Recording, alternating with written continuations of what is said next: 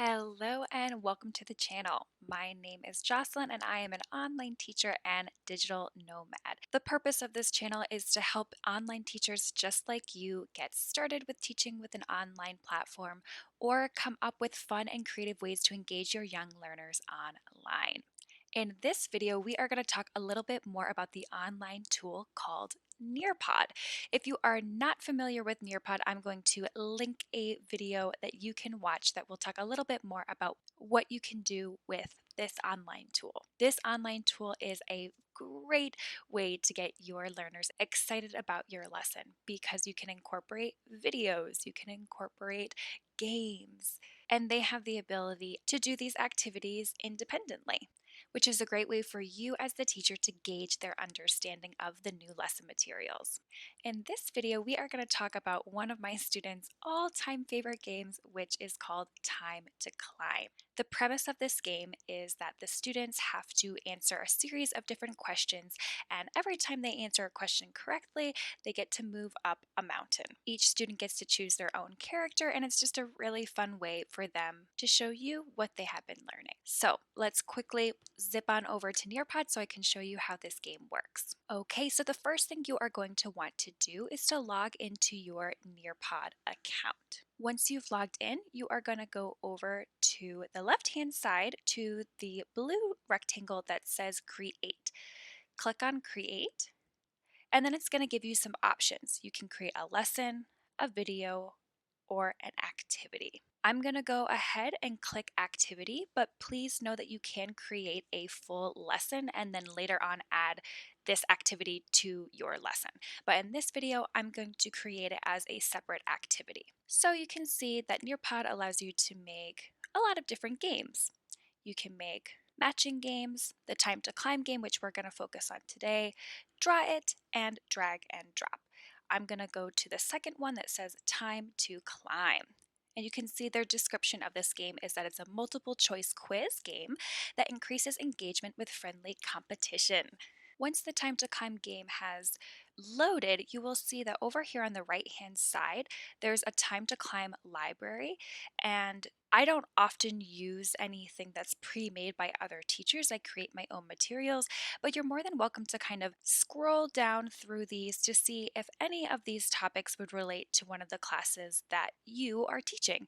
You can see that other teachers have used time to climb to practice geometry, social studies, and other topics as well. So you're welcome to kind of preview those to see if anything tickles your fancy, or you can choose to just go ahead and create your very own time to climb game. As many of you know, I am a language teacher, so I like to use time to climb activities to test my students' skills with new vocabulary. I also work with young learners, so oftentimes what I choose to do is read the question aloud, and then I prompt the students with two pictures, and they have to choose the correct picture that relates back to the vocabulary term that we are practicing. So say for example, in this lesson, my students were practicing colors. What I would do is for my question, I would type in the color. Then you can see down below I have two answer options that my students will have to choose from. I can choose to have this answer in a text form, or I can choose to have this answer in an image form. So depending on what skills you're practicing with your students, you can choose the one that best works for you. So my question prompt, I'm going to put red if my students and I were practicing colors, and then I would most likely want to have my answer options be in the form of an image versus a text. So what I would do is I would just click on the word images and then click on the box, and it gives me the option to search for different images. I could search straight from Google. I could upload an image that I own or that I've created. You can find different images in your Google Drive or Dropbox. So there's lots of really good options for you to find some images. I am just going to search for an image. So I'm just going to search red, click the little search bar, and you can see I have lots of pictures of red things. So I would click on one, click the save button, and then you can see it's going to upload the image over here. And then I want to click this little checkbox because that is the correct answer for this question. Then the second image, I would maybe want to choose a different color like yellow. Search for the image, choose the one I want, click save, and then it's going to show here. You do have the option to add other answers. So if you wanted to make this more difficult for your students, you could just click this add answer option, and then you can see, okay, I can select other options for my students to choose from as well. And that would just make the game a little bit more difficult. If you decided after you had added an answer that you actually changed your mind, you don't want it, all you have to do is go over to the right hand side and click this little garbage can that says delete. And then that will get rid of that option for you. And then you can also change the time by clicking on this little time record. So if you click on that, you can see that it's asking you how much time you want to give your students to complete the activity. I usually find that 30 seconds is more than enough time for my students, but you can always give them less time to make it more difficult or more time if you think they need it. Once you are all set with your first question, then you're going to go down to this green rectangle at the bottom of your page that has the plus sign and add question, and then you can continue to add as many questions as you would like. So as I said before, you could easily use a time to climb activity to practice colors with your language students. You could also choose to do some fill in the blank questions with verb tenses. So for example, if you are practicing verb conjugation with your students, maybe you want to prompt them with a question and they have to choose the correct fill in the blank space. We could do something easy like I blank French fries. So here maybe the verb you're practicing with your students is to eat.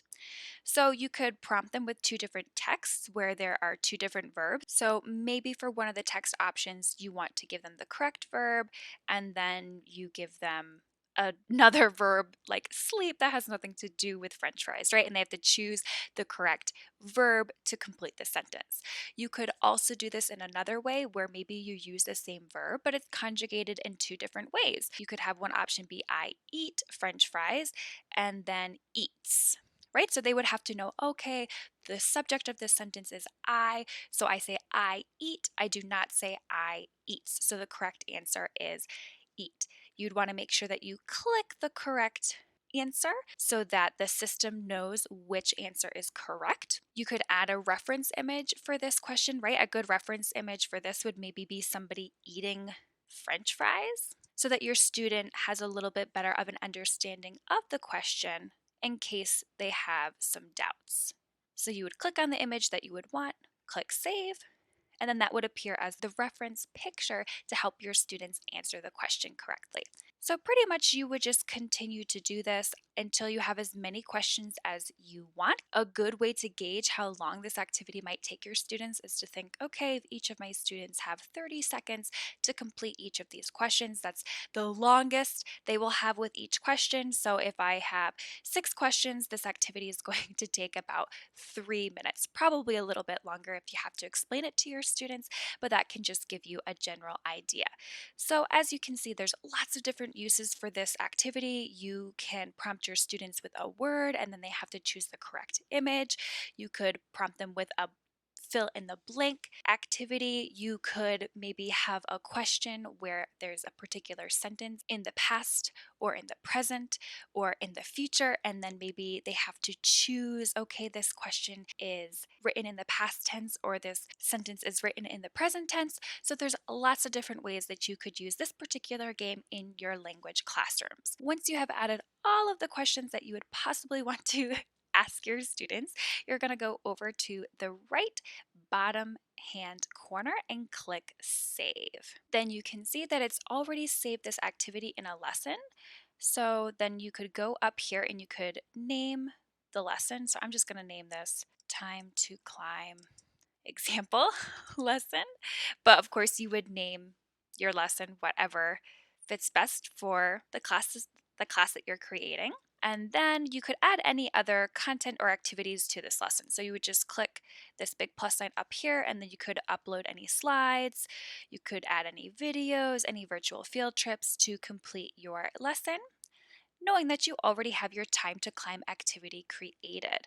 Once you're done with your entire lesson, you're going to go down to the bottom and click Save and Exit. It's a blue rectangle down at the bottom of the page. And then it's going to appear in your Nearpod profile. So you can see here, this is my time to climb activity. If I had added other lesson elements like other slides or other activities, they would also appear here as well. From here, if you want to add it to one of your folders, you can click on these three dots and then you can see you have lots of options. The third one down says add to folder, so that can help you organize your Nearpod profile. But you also have the option to share this activity with other teachers.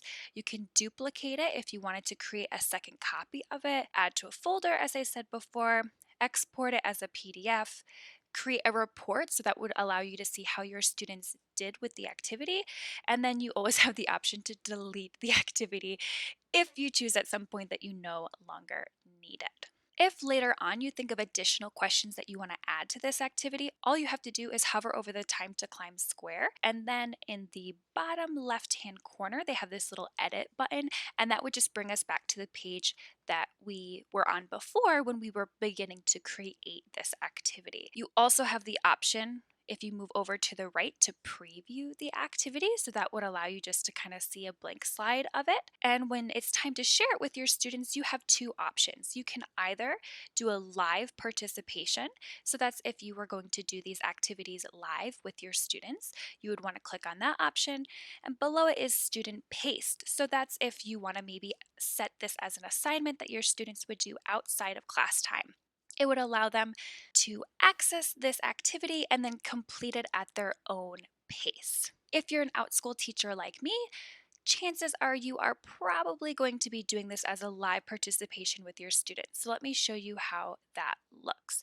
I'm going to click on the live participation rectangle, and once it loads, I'm going to be prompted with these different ways to share this activity with my students. As you can see, I can copy this code, the C84HM code, and I could send that to my students to share it with them. I can also copy a link that I can send to them. I could click this email option and then it would bring me to my email so that I could send it to my students via email. And then there are some other options like Remind, Microsoft Teams, and Google Classroom, depending on what you use with your students. I typically just copy the link and the code and I send that in a message to my families. I find that's the easiest for me, but you can choose what is best for you. Once I do that, I'm going to X out. And you'll see this is the teacher side of things. So this is what you as the teacher are going to see. It's going to look a little bit different on the student side. You can see there are lots of different cool options that you can choose as kind of the backdrop to your game. You could have your game take place in space, sports, maybe in the jungle. So if you had one of these options that kind of related to the topic that you were working with on your students, for example, if it was around Valentine's Day, you could do this Valentine's Day option. Maybe you're learning vocabulary associated with the sea, so you could choose this underwater one. So they have some really fun and attractive settings that you can choose that just makes it more fun. And you can select a different theme every time you open up this game with students. So you don't have to feel like you have to choose one that you will always use. You have the option to change it. Then down here, you can see that you have the option to randomize answers. So that means that the answers are going to appear in a different order than you had originally placed them in your game. So you could choose to have that on or off. You can also choose there to be a pause between questions for discussion. So that's good if you want to go over the answer with your students more in depth. And then you also have the option to choose if you want sound to play on all the student devices. I usually choose that feature off only because I find I find the sound distracting, but you can have a listen to the sound to figure out if you want to actually play it with sound or not. Once you have chosen the different features that you would like to have or not have, you're going to click continue. And you can see that we're waiting for the players. The players are your students. Once your student chooses a character on the student side, they will pop into this little scene. So what I'm going to do now is I'm going to copy this link and paste it in a separate window so that you guys can also see the student side of things. So over here on the right hand side, this is the teacher side of things. And then over here is that second tab that I opened where I'm signing in as a student. So this is actually what your student is going to see when they click on that link. They'll have the option to put in their name or a nickname, and then they can join the lesson. As you can see, as this was loading, all of a sudden down here, I can see that I actually have a student who has joined my lesson. So that's the way that you can keep track and know which students have actually logged into your lesson or not. It's going to appear down here where there's like those three little images of people and then the number of how many students have joined. So over here on the left-hand side, you can see your student's going to have the option to choose a character. They have all these different cute little animals, and they can click on this arrow to go through and see even more options. I'm going to choose this little giraffe, and then you may have to prompt your student to click this blue button down at the bottom that says Join Game. Then they're going to join this little scene, right? So as the teacher, you're going to see all of your students who have joined the lesson, and the student's also going to see who has joined the lesson. Once all of your students who have logged in have joined the lesson, you're going to click Start Game down here at the bottom on the teacher side of things. And then it's going to start our game. So over here on the teacher side of things, you can see what question is being asked to your students, and you can see your students' answers, if they got it correct, and then how many points they got. So if I have younger students, what I typically do is I'll read this question prompt to them. So I would say red. Click the square that shows red. Then the student would have to click. It's going to let the student know if they got it correct or not, and then I'm going to travel up the mountain, and as the teacher I can see, okay, Jocelyn got that question correct, and then based on how quickly she answered it, she's also going to get some different points. So your student's performance is based on how quickly they answer the questions, and then of course if they got the question correct. You can see that I had clicked the game paused feature on this game, so that means after this question it has paused the game. We're not moving to that next question yet. And that's really nice if you want to go over the answers with your students, because maybe you have like 10 students that have joined your lesson and you can see, okay, Jocelyn got this one correct, but Johnny and Susie didn't. So let me go over and we're going to review this a little bit before we go on to the next question. The way that you're going to move over to the next question is on the teacher side of things, clicking this bottom rectangular blue button that says next question. If you didn't choose this pause game feature at the beginning of your game, it's going to immediately go into the second question. So it can be a little bit hectic if you want to take some time to go over the answers with your students. I'm going to click next question. There's a little countdown, which is fun. And then you can see my second question. Again, if my students are early readers, I might choose to read this aloud to my students, or I might sit quietly back and have them read it. They'd have to choose the correct answer. Their responses are going to show up here on my teacher side of things so I can keep track of how they're doing. It's going to pause again. And then when I'm ready, I can go to the next question, which I only chose 2 questions for this activity, so there are no other questions, but I'll show you what happens at the end of the game, which can be kind of fun. So they have this little leaderboard. They're going to tell the students, nice work, congratulations, and then show the top 3 players. So it creates some nice little camaraderie. You can always choose to kind of X out of this part if you don't want to show this ending scene, but it can be fun for some students. Then as the teacher, what I can do once this game is all over is I can click on this arrow in the upper left-hand corner, and then I can leave this session. So I'm going to click yes, I'm going to leave this session, and then the game is over. So Time to Climb is definitely a game that my students really enjoy. It's a great way to gauge my students' understanding of a topic where they're independently completing the task on their own tablet or device, and then I can immediately see their answers. The other cool thing about this is that I can very easily complete it in class with them, but then also send it to them to do as an extra assignment at home so that they can continue to practice the vocabulary or the sentence frames that we have been working on. I also want to add that there are a few different ways that you can facilitate this activity with your students. And at the end of this video, I am going to actually connect you with one of my other videos that talks a little bit more in depth about this. Because what I have found in my own experience working on OutSchool is I have some students who love Nearpod, they always log into it before class, and they are ready and rearing to go. But maybe there's a day where the adult in their household isn't able to give them access to a second device, or they just forgot to log in, or they just can't figure it out. And you still want to make sure that those students can participate in the lesson. So, in that instance, if I have students that aren't completing it independently, I log into the student side of things just as I did today to show you, and I screen share that with students, read the question aloud to the students, and then have them raise their hand and tell me which option they want me to choose. If they want me to choose option A or option B. So there are different ways that you can facilitate this activity even if students don't independently log in on their own device. Well, my teacher friend, this is the end of our video on how to create a time to climb activity using Nearpod. I hope you found it helpful. If you did, please feel free to drop a comment down below, give it a thumbs up, subscribe if you haven't already, and stay tuned for future videos. Have a great day and happy teaching.